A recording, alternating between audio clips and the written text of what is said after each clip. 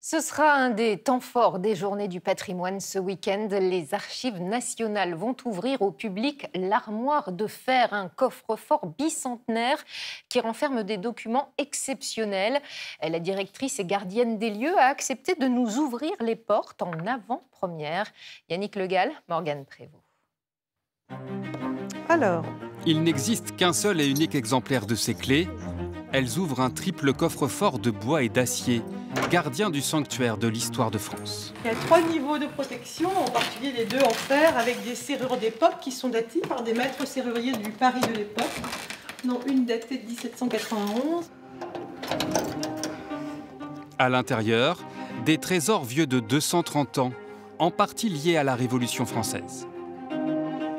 On y trouve en particulier le testament de Louis XVI. Voici de la main même de Louis XVI le fameux testament où il se remet à la miséricorde divine. Il commence par la formule traditionnelle au nom de la Sainte Trinité, le Père, le Fils et le Saint-Esprit. Autre document inestimable, la lettre de Marie-Antoinette adressée à sa belle-sœur quelques heures avant d'être guillotinée.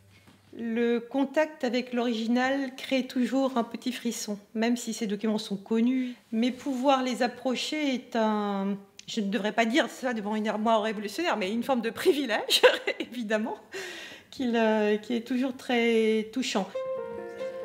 Au fil des siècles, l'armoire de fer a aussi protégé les différentes constitutions de la France, depuis 1791. Les hommes naissent et demeurent libres et égaux en droit. Bien sûr, on ne peut pas résumer l'histoire à ces quelques documents dans l'armoire de fer, c'est juste un symbole. Ce qui compte, c'est de toujours avoir ces documents, de pouvoir les mettre en contexte pour écrire, réécrire, réécrire l'histoire de France.